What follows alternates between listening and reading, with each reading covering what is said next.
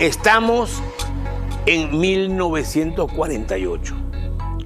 Con el fin de la Segunda Guerra Mundial había terminado el pacto antifascista contra Hitler, esa especie de romance entre Estados Unidos y la Unión Soviética que permitió en América Latina el desarrollo de tendencias progresistas, partidos, sindicatos. Pero ahora Washington inauguraba la Guerra Fría con una campaña anticomunista continental, una de cuyas medidas fue convocar la 9ª Conferencia de Cancilleres a celebrarse en Bogotá en abril del 48, con el fin de crear, como en efecto se creó, la Organización de Estados Americanos, la OEA. En Cuba, viendo venir esto, un joven estudiante de Derecho llamado Fidel Castro aprovechó la presencia en La Habana de unos estudiantes argentinos y les propuso pedirle a Perón el dinero necesario para convocar un congreso de estudiantes latinoamericanos en Bogotá y denunciar la Conferencia Panamericana. Ese congreso también protestaría contra la ocupación británica de las Malvinas. Perón aceptó, aportó el dinero y el congreso estudiantil fue convocado. Mientras tanto, en Colombia, Jorge Eliezer Gaitán es el gran líder del pueblo y el futuro candidato ganador a la presidencia de la República. Yo no soy yo personalmente, yo soy un pueblo que me sigue, porque se sigue a sí mismo cuando me sigue a mí, pero es interpretado. Es un fenómeno político. Eso preocupaba a la oligarquía y a los partidos tradicionales, secretamente de acuerdo contra ese hombre que decía: el hambre no es ni conservadora ni liberal. Suele decirse que el asesinato de Gaitán desencadenó la violencia en Colombia, pero no es cierto. Ya existía una gran violencia permanente de la oligarquía contra los sectores populares, muchas matanzas de liberales por parte de policías y sicarios del gobierno. Lo que cambia con el asesinato de Gaitán y el Bogotazo es que el pueblo por la primera vez responde a la violencia con violencia y va a seguir respondiendo durante 60 años con diversas formas de lucha armada. El 7 de febrero del 48, 2 meses antes de morir, Gaitán encabeza 100.000 personas en la Marcha del Silencio para pedirle al presidente Ospina Pérez que cese la matanza. Y una semana después, el 15 de febrero, en el entierro de 20 liberales masacrados en Manizales, Gaitán se pronuncia nuevamente por la paz. Pero los asesinatos continúan y el 18 de marzo Gaitán rompe con el gobierno y exige la renuncia de los ministros. El presidente Ospina Pérez responde nombrando canciller al más odiado político, el conservador y fascista Laureano Gómez, para que presida la Conferencia Panamericana. Y lo primero que hace Laureano Gómez es vetar a Gaitán en el evento que comienza el 30 de marzo. Los estudiantes recogen el reto y proponen que Gaitán sea quien clausure el 10 de abril su propio congreso. El fatídico 9 de abril del 48 al mediodía, Gaitán decide ir a almorzar a un restaurante cercano.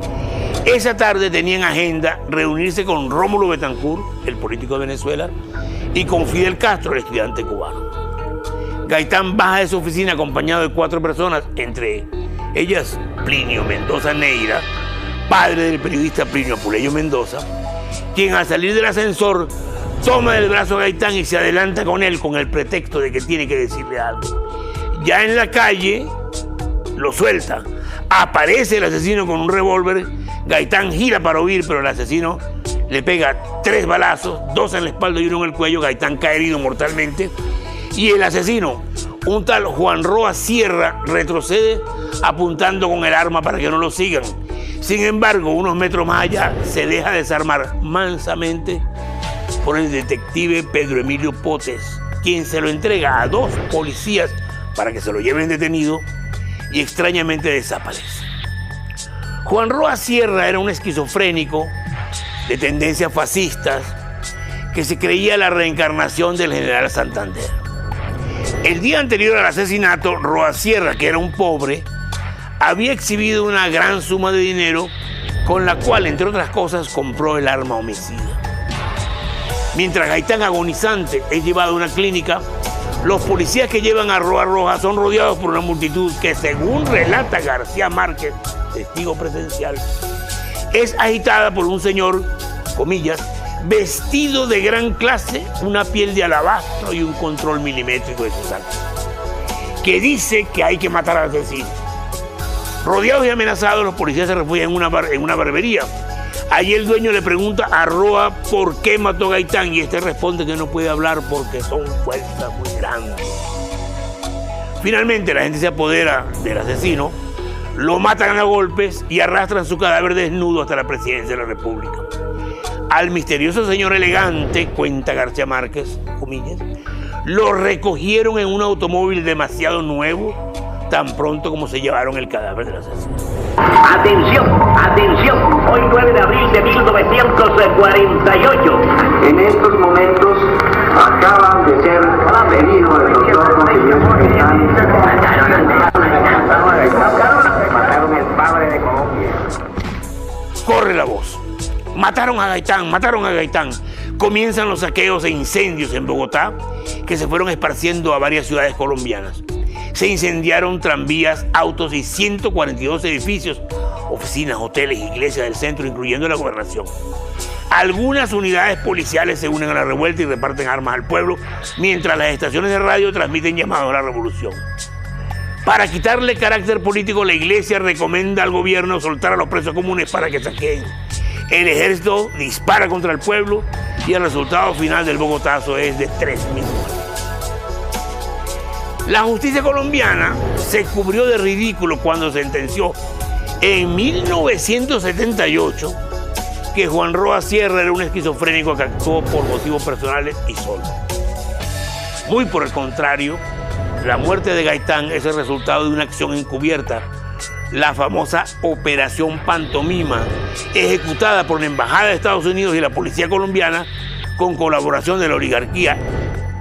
Así lo confesó en Cuba muchos años después el agente de la CIA John Mepres Espíritu, que en el 48 estaba en Bogotá haciéndose pasar por estudiante italiano bajo el nombre de Giorgio Rico.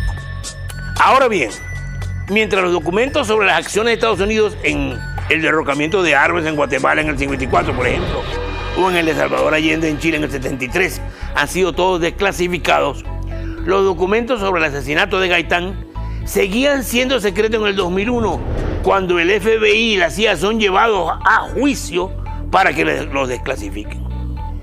El FBI recordó entonces que había destruido documentos claves y entregó otros sin importancia, mientras que la CIA se negó y se sigue negando hasta hoy a desclasificar los documentos que tienen por razones de seguridad nacional. Y los papeles que quedaron en Colombia fueron finalmente destruidos. ¿Por orden de quién? Por orden de Álvaro Uribe Vélez. Sabemos por qué mataron a Gaitán. Sabemos quién lo mató y quién se lo señaló al asesino. Lo que queda por saber es cuál fue la participación de los Estados Unidos en el crimen. Pero todo indica que eso seguirá siendo, por un tiempo, para ustedes y para mí, otro misterio de la historia.